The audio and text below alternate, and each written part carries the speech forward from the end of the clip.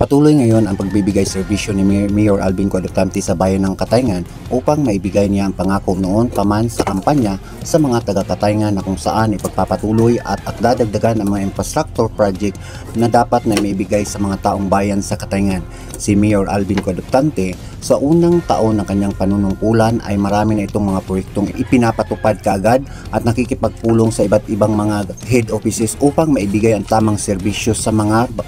Kataynganon upang maging matino at mahusay at maaasahan na serbisyo bilang isang elected official at mga empleyado ng lokal na pamahalaan ng bayan ng Katayngan. Ayon kay Mayor Alvin Coadutante, lahat ng dapat na kailangan ng mga taga-Katayngan tulad ng mga kalsada, tulay, paaralan at iba pang mga serbisyo na dapat ay makamtan ng mga taga-Katayngan ay patuloy na ibibigay ni Mayor Alvin Coadutante upang ang mga kababayan nito sa bayan ng Katayngan ay maging maayos ang kanilang pamumuhay. At dagdag pa nito ay nakipag-ugnayan ito sa DSWD upang mabigyan ng agarang mga ayuda tulad ng mga senior citizen, kabataan, single parent at ang mga magsasaka na nangangailangan ng tulong sa kanilang pagsasaka.